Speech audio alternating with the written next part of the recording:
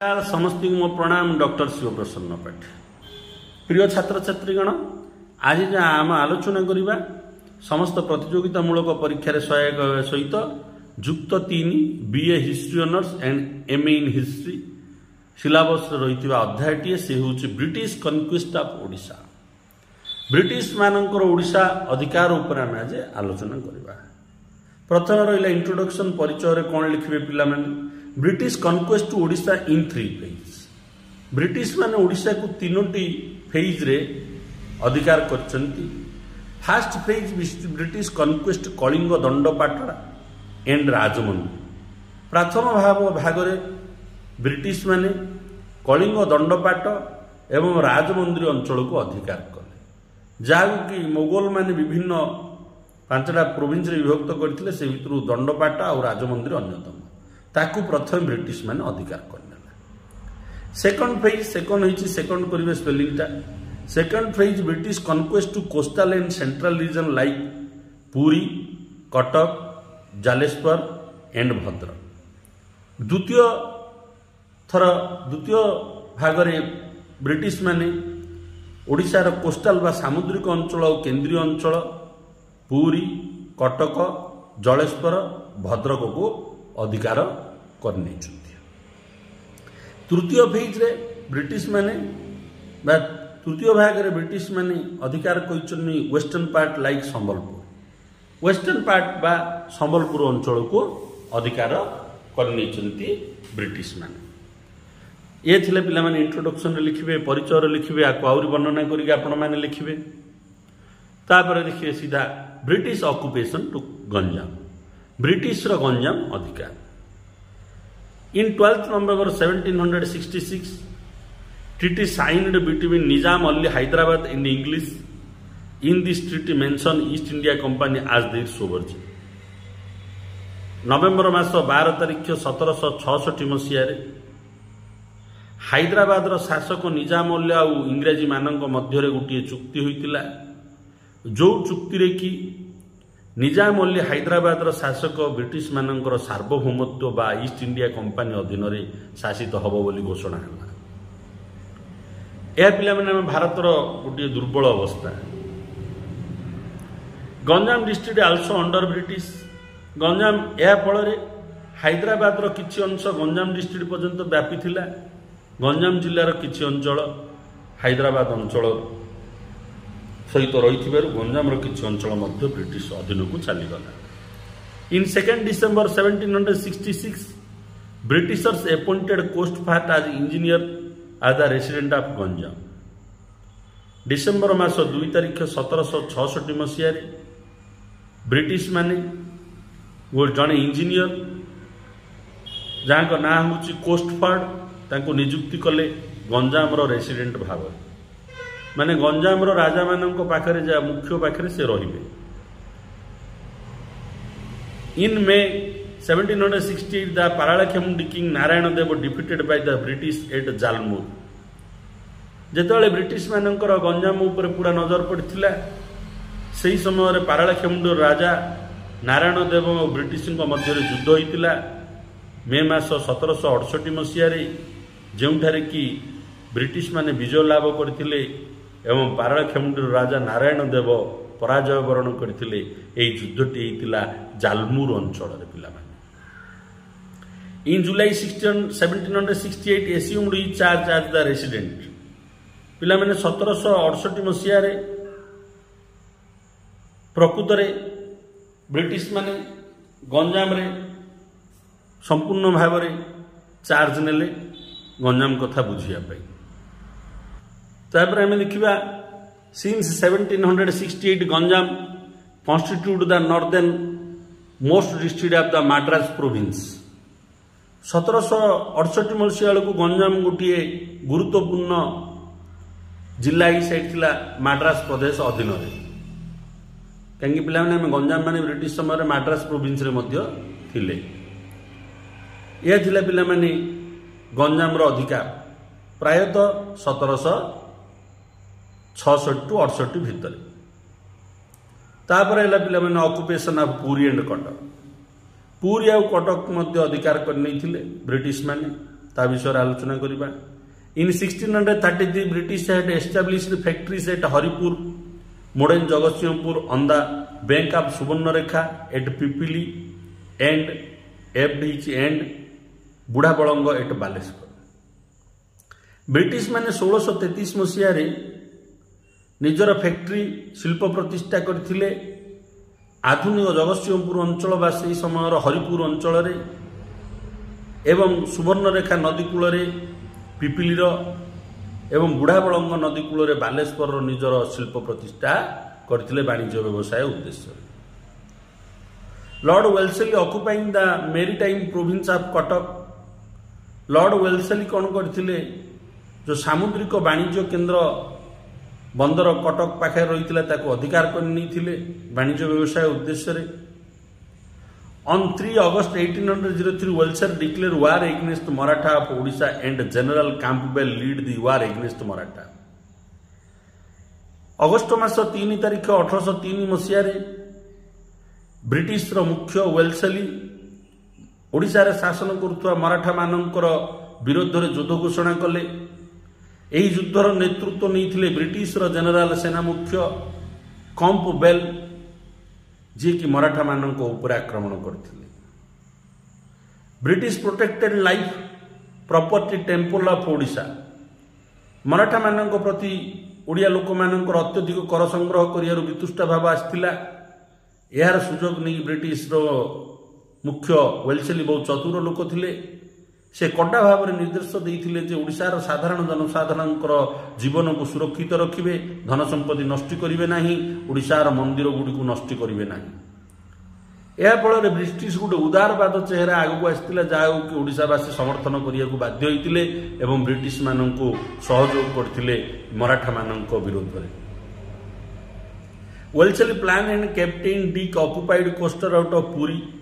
वेल्सेली plan कले एवं captain Dick को पठेले पुरी अंचल अधिकार करने सामुद्रिक अंचल वाणिज्य व्यवसाय उद्देश्य से भी से सफल है।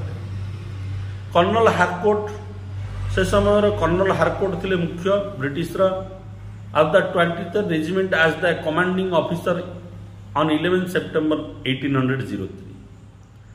11 तारीख सेप्टेम्बर मास 1803 मसीह कर्नल हारकोट जी की 12th रेजिमेंट कमांडिंग ऑफिसर तांकु मुख्य भाव में नियुक्ति करागला। कमांडिंग ऑफिसर भाव में नियुक्ति करागला 1803।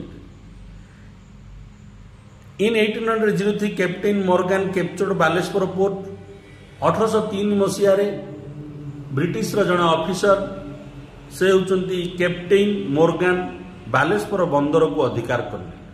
से मुख्य थिला वाणिज्य उद्देश्य। Colonial Ferguson start marching towards Jaleswar and Cuttack. British officer colonial Ferguson मध्य जलेश्वर और कटक अभिमुखे यात्रा कले जय करने। British invasion in south Ganjam under colonial Ferguson. British कौन कला दक्षिण गंजाम को अधिकार करनेला कॉलोनियल फेर्गुसन नेतृत्व एवं जलेश्वर इन नॉर्थ उत्तर दिगरे जलेश्वर मध्य अधिकार करनेला under colonial Ferguson and Captain Morgan. Colonial Ferguson अधिकार करथिले, कैप्टेन मॉर्गन तांकु एही कार्य गुड़िकरे साहाय्य करथिले। तापर गोटे गुरुत्वपूर्ण विषय आलोचना करिया सार John Melville. Sir John Melville he appointed civil commissioner of Cuttack. जितेबाला मैंने सब कटक अधिकार कले, बालेश्वर अधिकार कले, पुरी अधिकार कले, ब्रिटिश मैंने गोटे सिविल कमिश्नर को नियुक्ति कले कटक रे। से होचंती sir John Melville. He negotiated with feudatory chiefs to accept the British rule over Odisha. Sir John मेलभिल जड़े चतुर व्यक्ति थिले। से कौन कले कटक रही ओडिशा रे जते सबऑर्डिनेट राजा थिले, फ्यूडिटरी राजा गुड़िक थिले मराठा मानकर अधीन रे समस्त सहित से आलोचना करी से कन्विन्स करी बुझामणा करी ब्रिटिश मानकर सार्वभौमत्व अधीन रे शासन करिया पे प्रेरणा माने अनुप्राणित कले। English officer Harcourt sent a message to Puri Jagannath temple and assured protection to the temple. जेतेबेले पुरी की अधिकार करने प्रयास करते से समय इंग्लिश ऑफिसर हारकोट पुरी मंदिर मुख्य पूजक को गोटे चिठी लिखिते एवं आश्वासना देते जे पुरी मंदिर किसी क्षति हम ना आम तार सुरक्षा दायित्व नौ। यह ब्रिटिश मानकर प्रयास थिला ओडिशावासी विश्वास जिणिया बहुत चतुर थिले तेणु यहीपरी काम करथिले किंतु तापर ओडिशा को लुंठन करथिले। Harcourt pressured the raja of Khordha to help him on payment of ₹1 lakh. Harcourt Khordha raja को बाध्य करथिले जे 1 लाख टंका देबा पई। In 18 September 1803 Harcourt occupied to Puri. 18 September 1803 मसीह हारकोट पुरी को अधिकार करने से अधिकार करना पूर्व जगन्नाथ मंदिर को चिठी लिखि दी आपण मान सुरक्षा दायित्व आमर विश्वास अर्जिया। In 24 September 1803 Harcourt posted major Fletcher at Puri. 18 September 1803 Harcourt Puri अधिकार कले। ठीक 6 दिन पर 24 सेप्टेम्बर 1803 हारकोट मेजर फ्लेचर को पुरी दायित्व देले। देखिए पे in 18 October 1803 Harcourt entered the Cuttack town through the Lalbagh. Lalbagh अंचल दे हारकोट कटक भितर प्रवेश कले सहर भितर 8 अक्टोबर 1803 मसीह। कटक को निज अधीन को पुणी ने चेष्टा कले कहीं दुर्गटा थिला बारवाटी दुर्ग। In 14 October Harcourt occupied Barabati fort from Maratha officer Shiv Prasad. Maratha मानकर अधीन यही बारवाटी दुर्गटा थिला। मराठार जन ऑफिसर थिले शिव प्रसाद जाऊ कि हारकोट पराजय करैथिले 14 अक्टोबर रे परिशेष रे बारवाटी दुर्ग को निज अधीन को ब्रिटिश माने नहीं जाइथिले। During the attack of Harcourt Barabati fort 2 European 3 Indian soldier killed. जेतेबेले हारकोट बारवाटी दुर्ग उपर आक्रमण करथिले शिव प्रसाद मराठा दुर्ग अधिकारी उपर आक्रमण करथिले। से समय 2 जन यूरोपीय सैनिक और 3 जन भारतीय सैनिकों मृत्यु होता एवं 16 जन यूरोपीय सैनिक और 13 जन भारतीय सैनिक क्षतविक्षत होते। तो युद्धटा जोर होता। Harcourt advanced to Kujang Barabati जय कला परे हारकोट कौन करथिले कुजंग जय करने प्रयास करथिले। John Melville stay at Cuttack to restore law and order. British officer John Melville ji की कटक रही ब्रिटिश मानकर आईन कानून को लागू करने। On 2 November major Forbes taking position at Barmula and close the entry to Odisha. Odisha रे प्रवेश करने बरमुला रास्ता संबलपुर निकट में रास्ताटी अच्छी पिलाने। 2 नवेम्बर 1803 मसीह मेजर फोरबेस ब्रिटिश ऑफिसर से बरमुला रास्ताटी को बंद करदे कहीं सेपटे आ मराठा सैन्य बाहिनी मैंने प्रवेश करें ओडिशा रे ब्रिटिश मानक राजनीति चलो। तापर आम देखिए पे एंगेजमेंट विथ हिच पे विथ करेंगे WITH लिखे द राजा एंड जमीदास। जितेबाला विभिन्न अंचल अधिकार कले ब्रिटिश मानकर काम आरंभ हो गला। छोट छोट राजा मान और जमीदार मान निज अधीन को आनिबा। G Harcourt J Melville and TH Ernest contact with feudatories. British रे 3 जन officer G Harcourt J Melville and T Ernest विभिन्न फ्यूडोटारी राजा माने जो थिले मराठा अंडर रे तांको सहित जोगाजोग कले। से भीतर आइले जमीदार आप खोर्धा ए राजा गुड़ी को जमीदार ही से समय मयूरभंज अनुगुल हिंदल दशपल्ला आली कुजंग हरिशपुर दर्पण सुकिंदा माधवपुर मिर्चपुर बिशनपुर एवं कनिका यही सब राजा माने 3 जनकर अधीन बा जमीदार माने 3 जनकर कथार अनुप्राणित होई ब्रिटिश रो सार्वभौमत्व को ग्रहण करदे। कहीं मराठा मान सहित ना लड़ी हो। तापर आम चिंता कले ऑक्युपेशन ऑफ बालेश्वर पढ़ा।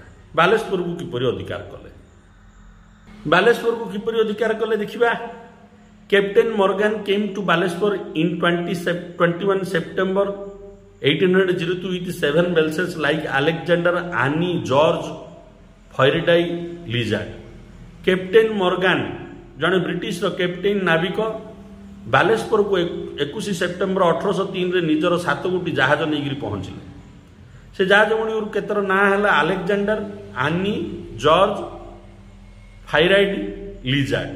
यहीपरि जहाज गुड़ी को धरी अस्त्रशस्त्र धरी पहुंचले Baleshwar. Lieutenant Tenner out to Maratha from Ramnath village. British officer lieutenant टेनरा मराठा मानू रामनाथ ग्रामरू विताड़ित करिबारे सफल हेले। Captain Sleigh and ensign Scott out Maratha from Soro. Baleshwar Soro अंचल मराठा मानू विताड़ित करिबारे British officer captain Sealy and ensign Scott मध्य सफल हेले। Colonial Fenwick and captain Lamb occupied Pataspur, Kamarda, Shahbandar and Bhograi. Colonial फेंकुल आ कैप्टेन लांबा होचंती ब्रिटिश ऑफिसर। यही माने पाटसपुर, कामरडा, साहबेंद्रा एंड भोगराई अंचल को अधिकार करने। British fix Subarnarekha the boundary between Bengal and Odisha. British कौन करथिला सुवर्णरेखा नदी को बा सुनामुखी नदी को ओडिशा और बंग मध्य बाउंडरी भाव में स्थिर करथिला, सीमा भाव में स्थिर करथिला। वर्तमान आम आलोचना करबा ऑक्युपेशन ऑफ संबलपुर। मेजर फायरबेस success to king paramountings of British over Rajas of Sambalpur, Bauda, Sonpur on 13 December 1803 did agreement. British officer major Forbes सफल प्राप्ति होते। संबलपुर राजा, बौद्धर राजा, सोनपुर राजा यू ब्रिटिश अधीन को आने एवं गोटे चुक्ति करते 1803 मसीहा डिसेम्बर मास 13 तारिख। On 2 and 3 January 1804, Major Broughton conquered Sambalpur and defeated the Marathas governor Tantia Fadnavis. January मास 2-3 तारिख 1804 मसीह British officer major Broughton Sambalpur अंचल को अधिकार कले एवं मराठा मानकर द्वारा नियुक्ति पाई गवर्नर तांतिया फडणवीस को परास्त कले। क्या परास्त कले? Tantia Phadnavis. British take the protection charge of local queen Ratna Kumar her husband Jayant Singh and son Maharaja Sai. British कौन करथिला संबलपुर अंचल राजा को निज अधीन आने सुरक्षा देथिला। संबलपुर राणी थिले रत्ना कुमार, स्वामी थिले जयंत सिंह एवं पुत्र थिले महाराजा साई। एमान सुरक्षा दायित्व ब्रिटिश नहीं थिला। या फल ब्रिटिश कौन करथिला गोटे विश्वास जीति पारथिला।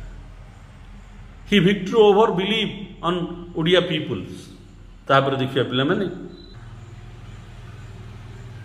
British conclude other treaty with chief of Sambalpur अंचल जो मुख्य जमीदार माने थिले से सहित मध्य चुक्ति करिवार सफल होइतिला ब्रिटिश। से चीफ गुड़िक होचंती राजगर, सारंगड़, रायरखोल, गांगपुर, बामारा, बोणाई, शक्ति एंड बारघर। यही अंचल जो जमीदार माने थिले से समय यही सहित मध्य ब्रिटिश चुक्ति करथिला तार सार्वभौमत्व अधीन रहिया पई। British major Broughton ignored the old treaty of Maratha and British treaty of Deogarh.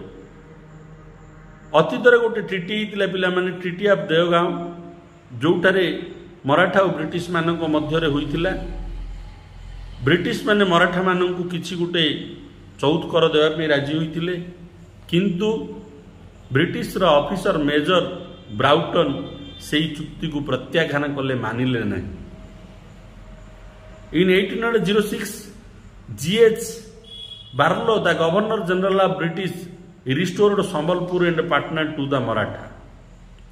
1806 मसीह GH बार्लो गवर्नर जनरल थिले ब्रिटिश जी कि संबलपुर अंचल आ पाटना अंचल पुणी थे मराठा मानू दे वाणिज्य व्यवसाय उद्देश्य कर उद्देश्य पिला। British protection to Rani रत्नाकुमारी British कौन करथिला जेतेबेले संबलपुर मध्य मराठा मानकु दियागले मध्य संबलपुर राणी रत्नाकुमारी को 600 टंका मासिक पेंशन दे रखिथिला 600 रुपीज पेंशन एवरी मंथ जहा फल संबलपुर बा ओडिया लोक मानक विश्वास पुणी ता पाखरे जागृत होइथिला। In 1817 British reoccupied the Sambalpur and restore Chauhan on throne.